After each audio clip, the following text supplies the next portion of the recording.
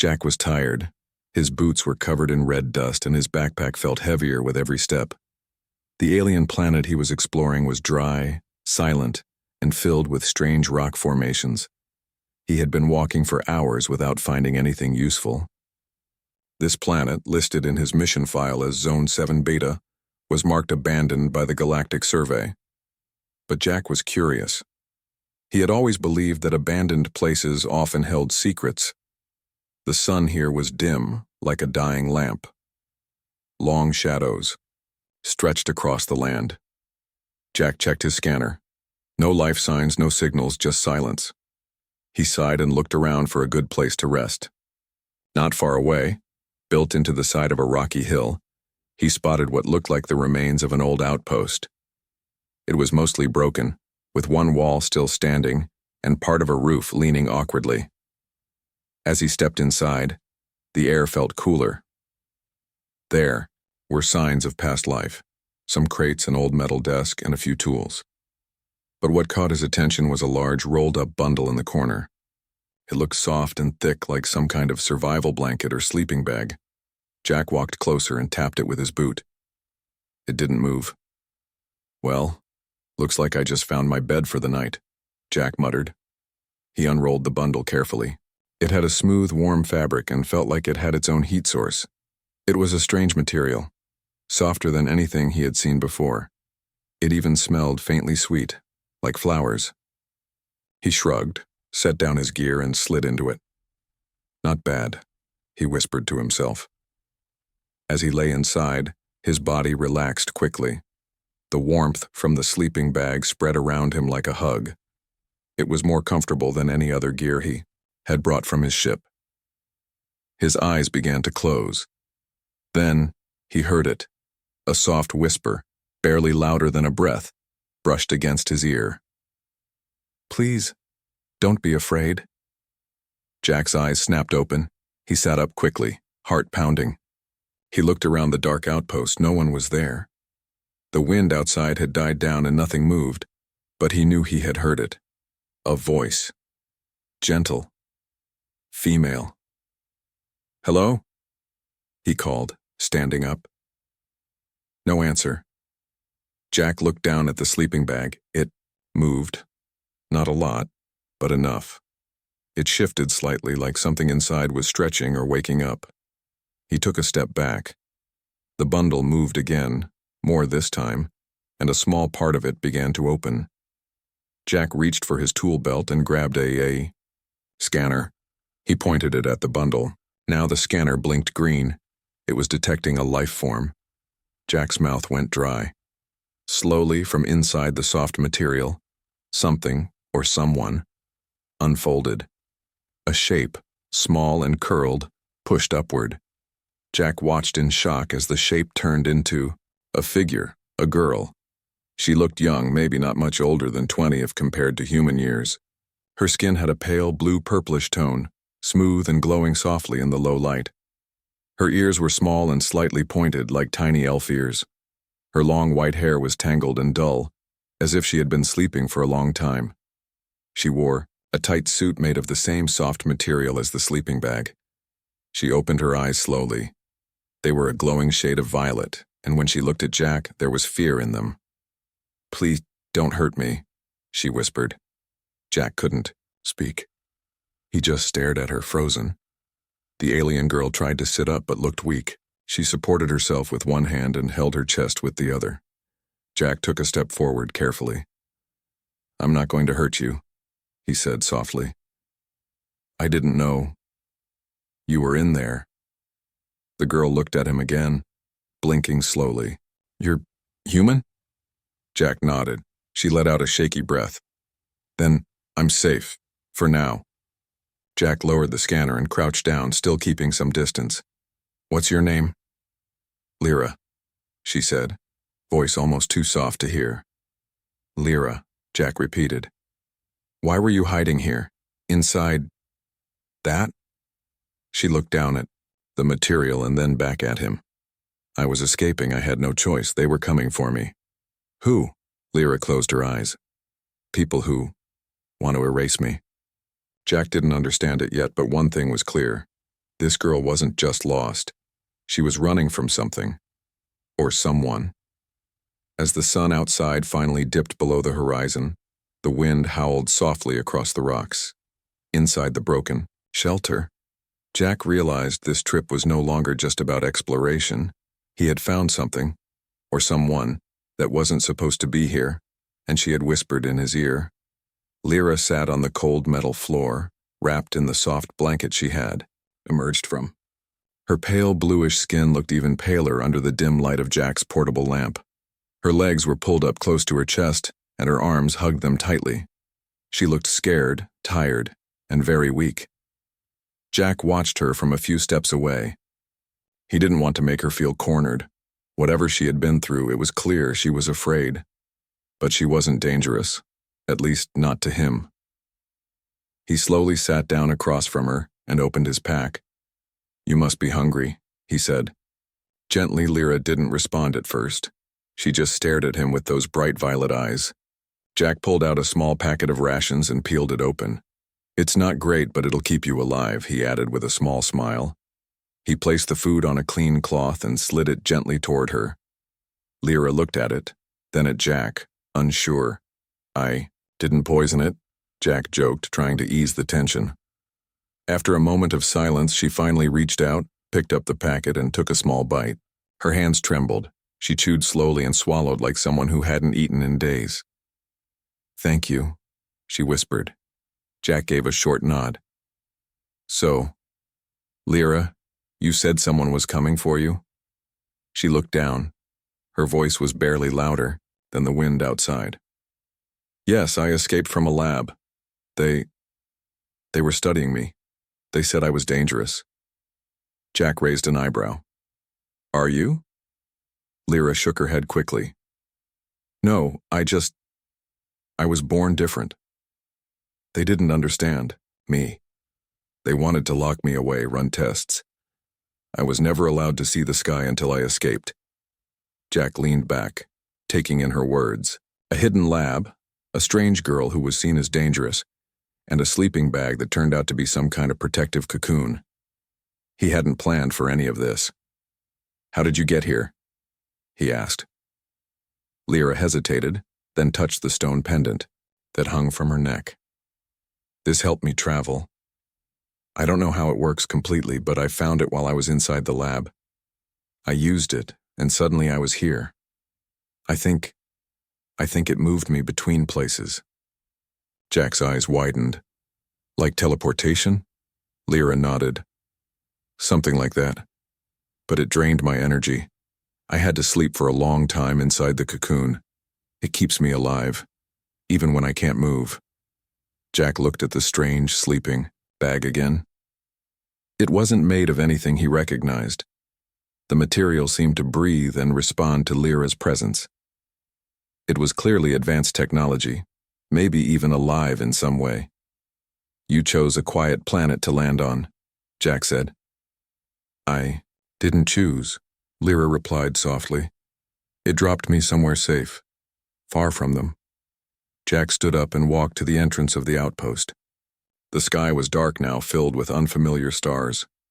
He scanned the area again. Still no signs of life. But something didn't feel right. He turned back to her. "You said they were coming. Do you think they can track you here?" Lyra's face tightened with worry. "If they're close enough, yes. The pendant can hide me, but only while I'm asleep inside the cocoon. Now that I'm awake, they might sense me." Jack exhaled slowly. He looked at his ship's coordinates. It was a few hours' walk west. He had a small rover parked nearby. "You can't stay here," he said. "It's not safe." Lyra nodded. "I know, but I have nowhere else to go." Jack thought for a moment. He had come here for research. He wanted to map the terrain, study minerals, maybe make a name for himself as an explorer. But now, there was something more important than rocks and data. "Then come with me," he said. "My rover's not far. I'll take you back to my ship. We'll figure out the rest later." Lyra looked at him carefully. "Why would you help me? I'm a stranger. I could be lying." Jack gave a half smile. You could be, but you whispered in my ear and scared me half to death. I think you owe me now.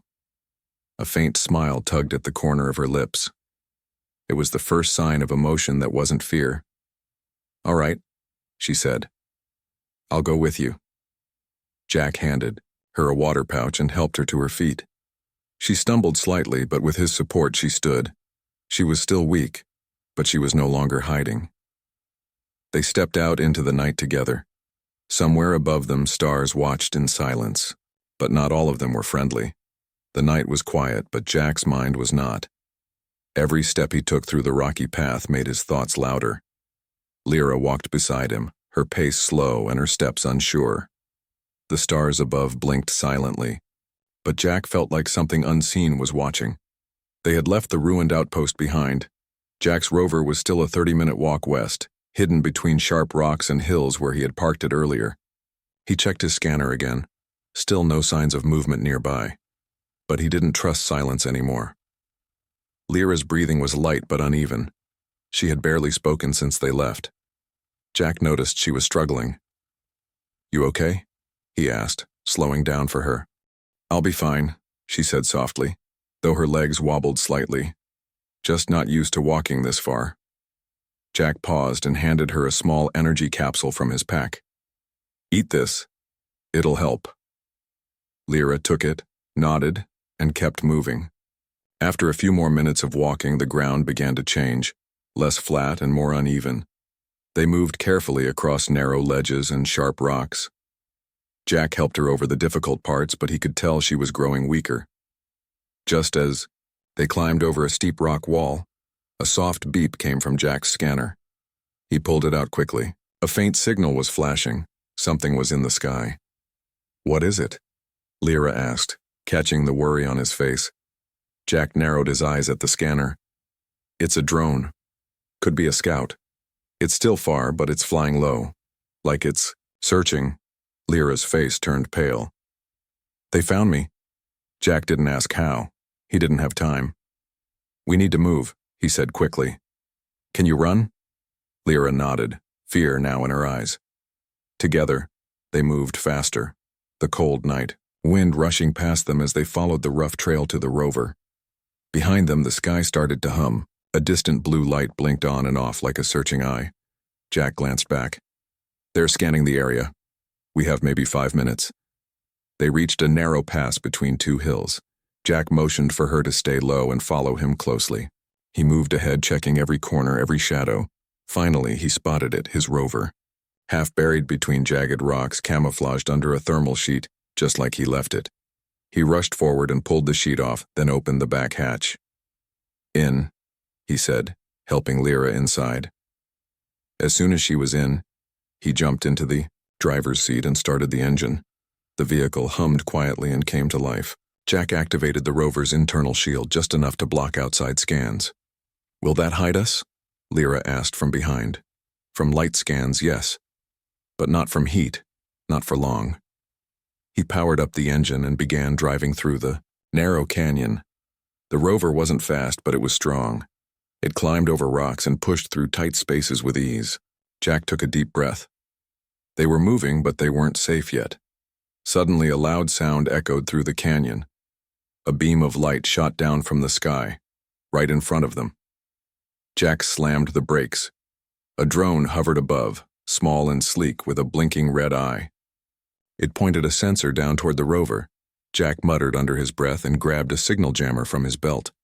He rolled down the window and tossed it out. The jammer burst with a short, sharp pulse, and the drone's eye flickered. The light beam disappeared. The drone made a strange mechanical sound and started spinning wildly in the air before crashing into the rocks with a loud bang. Lyra stared in shock. How did you do that? Jack kept driving. Old tech trick. These scout drones don't like surprise signals. But they'll know now, Lyra said, that I'm moving. I know, Jack replied. That's why we don't stop. They drove through the night, weaving between rocks, dipping into valleys and avoiding open plains. Lyra leaned back in her seat, exhausted but alert. She turned to Jack. Why are you helping me? He kept his eyes on the road. I don't know, he said honestly. Maybe because you were alone, maybe because you were afraid, or maybe because it felt right. Lyra smiled faintly. No one ever said that before. Jack looked over for a second and gave a small smile. Then maybe it's time someone did. They didn't speak after that. The rover kept moving, deeper into the wild terrain, far from the path of drones and ships. But high above, something else had noticed the drone's signal cut out, and it was heading their way. The rover hummed steadily across the dry, rocky path. Inside, the lights were dim, and the silence was only broken by the occasional bump in the road. Jack kept his hands tight on the controls, his eyes fixed on the map displayed on the screen. The drone they had destroyed would not be the last. Others were surely on their way. Behind him, Lyra sat quietly, looking out through the small side window. Her violet eyes stared at the stars. Jack glanced at her in the mirror. She hadn't spoken much since they escaped the drone. He could see she was thinking deeply. "You okay back there?" Jack asked. Lyra turned to face him. "Yes, just tired. And thinking." Jack slowed the rover slightly and turned his seat halfway toward her. "Thinking about what?" She hesitated. "Everything. You, helping me being here. I still don't understand why you didn't leave me behind." Jack gave a small shrug. "I don't like bullies, and I don't like people being treated like tools or test subjects. If you needed help, I wasn't going to walk away." Lyra gave a faint smile. "Most wouldn't care." "Well," Jack said, smiling back, "I'm not most people." She nodded. For the first time, she looked a little more relaxed. As they drove farther, the hills opened up into a wide valley, lit only by the stars and their soft, natural light. Jack stopped the rover near a tall rock wall. It provided cover and blocked line of sight from the sky. He powered down the engine and activated the energy shield. "This is a good place to rest for a few hours," he said. Lyra stepped out slowly, her movements more steady now. She stood near the edge of the valley and took a deep breath. The cool air touched her skin, and for the first time in a long time she felt free. No metal walls, no white lights above her, no cold voices giving orders. Jack walked up beside her. "Nice view, huh?" She nodded. "On my world, we don't see the stars like this. Our sky is always clouded. I never thought they could be so beautiful." There was a peaceful silence between them. Then, slowly, Lyra pulled a small stone from her necklace. It was smooth, with faint lines that pulsed gently like a heartbeat. "This is what helped me escape," she said. "It's more than just a pendant. It's a piece of something ancient, something my people were once connected to." Jack looked at it with interest. "What does it do?" "It's called a memory stone," she said. "It stores not just energy, but thoughts, feelings. I don't know how to use it fully, but when I held it, I could feel a voice, a whisper. It showed me a way out." Jack leaned closer. "Like some kind of guide?" "Yes." "I think it was protecting me," Lyra whispered. She placed the stone gently in his hand. Jack felt a soft pulse run through his fingers. It wasn't electricity. It was warmth. Like a calm thought entering his mind. Then it faded. He handed it back carefully. "That's incredible." Lyra placed it back around her neck. "It's part of my people's history. Long ago, we lived in peace. We shared knowledge with other worlds, even with early humans." Jack raised an eyebrow. "Wait, humans and your kind met before?" Lyra nodded. "A very long time ago, before the stars were divided by borders and greed. But something happened. My people went into hiding. Yours forgot us." Jack sat down on a rock. "And now someone wants to erase all that?" "Yes," she said softly. "If they find this stone, if they find me, they'll erase everything. All the memories of who we once were." Jack looked up at her. "Then we'll make sure they don't." Lyra smiled again, more real this time. "You talk like you believe we can change something." "I do," Jack said. One person can't fix the galaxy, but one choice at a time we can start something new. They sat quietly together, staring at the stars above. Lyra leaned back against the rover and looked at Jack. You're very different from the humans they showed me in the lab, she said. How so? He asked. They said humans were cold, logical, always thinking about gain. But you gave up safety, food, and even sleep to help someone you didn't know. Jack laughed lightly. I think your lab met the wrong kind of humans. Lyra nodded. Maybe, or maybe, you're the first one brave enough to care. Suddenly, the scanner inside the rover beeped again. Jack stood and rushed to check it. One red dot, moving slowly from the east. Looks like we have company, he said. Lyra's face turned serious again. We can't run forever. No, Jack agreed. But we're not done yet. Jack stared at the scanner. The red dot was getting closer, slow but steady. It wasn't flying high like the scout drone. This one was moving on the ground. Someone's tracking us, he said quietly. Lyra stood beside him. She didn't speak, but her eyes were fixed on the screen. She already knew. She could feel them. We have to move, Jack said as he powered up the rover again. But they'll keep coming, Lyra whispered. As long as I'm awake and the stone is with me, they can sense my presence. Jack tightened his jaw. Then we'll have to make it hard for them. The rover began to move again. This time Jack took them off the safe path and into a narrow canyon filled with tall rocks and deep cracks. He drove carefully, using the natural shapes of the land to hide their heat and movement. But the red dot followed. Closer. Closer. After 30 minutes, the scanner beeped sharply. Too close now. Jack stopped the rover and jumped out. We set a trap, he said quickly. There's only one path through this canyon. I can slow them down here. Lyra hesitated. You're risking too much for me. Jack looked at her. You're not just anyone, Lyra. What you carry, who you are, matters. And I'm not letting them take that. She stared at him, speechless. Then she nodded. Jack opened the rover's storage unit and pulled out a few small energy mines. These are old tech, but still useful.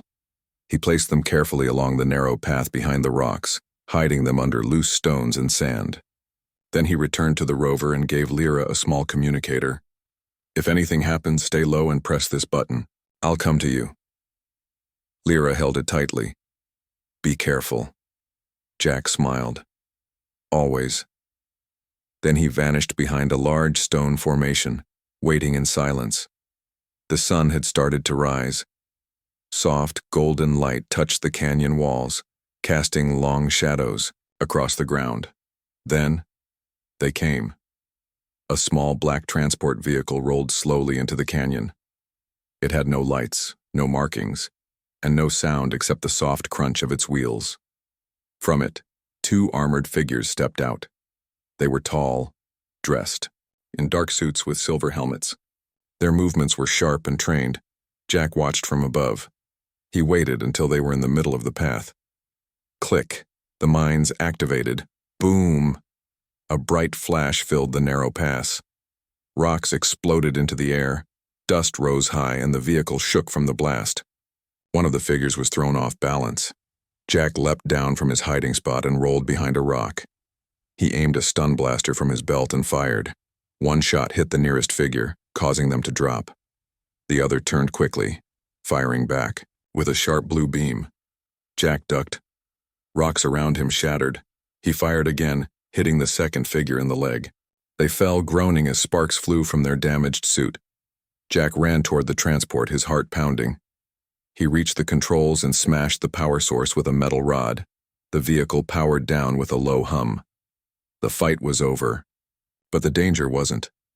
Jack turned back toward Lyra. She was still inside the rover, crouched low, her hands clutching the communicator. Her face showed both fear and relief. He opened the door. It's done, he said, panting. Lyra looked up at him. You fought them. Alone. Jack shrugged. I had help. Old gear, narrow space, and a little luck. Lyra stepped out and walked past him. She stopped near the two downed figures. One was unconscious. The other was groaning in pain. She stood over them quietly. "They would have taken me," she said softly, "and erased everything I carry." Jack came beside her. "They're not taking anything now." Suddenly, Lyra knelt down and pressed her fingers gently to the side of the soldier's helmet. Her stone glowed faintly. Jack watched in silence as the man's breathing slowed. His eyes closed. "What did you do?" Jack asked. "I erased only the last few minutes," Lyra said. "He won't remember seeing us. He'll wake up confused, and they'll waste time searching." Jack nodded. "Smart." Lyra looked at him. "You're not just a fighter, you're clever. You think like someone who's used to being hunted." Jack chuckled. "More like someone who's good at running away. But maybe I'm learning to stand and fight." The two of them returned to the rover. Jack powered it up again. He checked the scanner, no other signals yet. Lyra looked at the rising sun. "Thank you for saving me again." Jack smiled. "Don't thank me yet. We still have a long way to go." But as the rover rolled forward into the golden light of morning, both of them knew something had changed. They were no longer just a traveler and a lost girl. They were becoming a team. The rover rolled over uneven ground, kicking up dust as it moved deeper into the hills. Jack's hands gripped the steering wheel, eyes focused on the path ahead. The canyon walls had faded behind them, and now open land stretched out before them. Lyra sat beside him, quiet but thoughtful. She was no longer as weak as before. The light in her eyes was stronger, her voice more sure when she spoke. But Jack noticed something else. She was still hiding something, a truth she hadn't shared yet. "We're close," Jack said, pointing at a dot blinking on the map. "That's an old research outpost. It might still have working systems." Lyra nodded but didn't say anything. Jack glanced at her. "What is it?" She hesitated, then finally spoke. "There's something I need to tell you. Something you should know before we go any farther." Jack slowed the rover, pulling it to a stop beneath the shade of a rocky cliff. He turned to her. "Go on." Lyra held the stone around her neck, her fingers gently touching its surface. "This stone, it's not just a memory keeper. It's a key." "A key to what?" Jack asked. "To a history that was almost lost," Lyra said. "Long ago, before humans traveled the stars, my people were known as the Alaran. We didn't fight wars. We didn't build weapons. We built connections between planets, species, and minds." Jack listened carefully. "We used the memory stones to share knowledge. Not just facts, but emotions, thoughts, understanding," she continued. "But some didn't like that. They believed sharing thoughts made people weaker. So they attacked us, destroyed the stones, hunted us down." "And the lab?" Jack asked. "The one you escaped from?" "They were trying to create copies of the memory stones," Lyra said. "But without care, without respect. They didn't want peace. They wanted power. They believed the stones could control minds, not connect them." Jack looked at the stone with new eyes. "So that's why they want you." "I'm one of the last Alaran born with a full link to a true memory stone," she said. "They need me to unlock the others they've taken. Without me, the stones stay silent." Jack leaned back in his seat. "So you're not just a girl, running from danger. You're the only one who can protect the last true piece of your people's past." Lyra nodded. "That's why I can't let them find me. Not until I know the stones are safe." Jack turned the rover back on. "Then we find that outpost and send a message. We'll let someone know what's really going on." Lyra looked uncertain. "Can we trust anyone?" Jack gave a small smile. "I have a few names. Old friends, quiet ones. They'll listen." The rover reached the top of a hill, and below them stood the research outpost. It was small, just a dome-shaped structure with a few metal panels still intact. Vines covered part of the outer wall, but it looked safe. They entered carefully. Jack found the power controls and recharged them using a solar cell from his pack. Lights blinked on one by one, and the old systems began to hum. "Not bad," Jack said. "Let's see if the comm panel still works." He sat down at a dusty desk and typed into the terminal. After a few tries, the screen lit up. A communication channel opened. "Looks like we're online." Lyra walked over, watching him work. "Who will you call?" "Her name's Mira," Jack said. "She's part of a quiet resistance group. They collect hidden truths, lost technology, even lost people. If anyone will help us, it's her." He sent the message, attaching a small file that explained Lyra's story, without mentioning the stone directly. Now all they could do was wait. Lyra sat near the window, her eyes on the horizon. Jack brought her some food and sat beside her. "I've seen a lot of things out here," Jack said, "but none of them mattered like this." Lyra turned to him. "I used to think humans were the ones who forgot. But maybe your kind just needed a reason to remember." They shared a quiet moment filled with something unspoken. Trust, respect, maybe even something more. Suddenly, the console beeped. Jack jumped up and ran to the panel. Message received. A second later, a voice crackled through the speaker. "Jack? Is that really you?"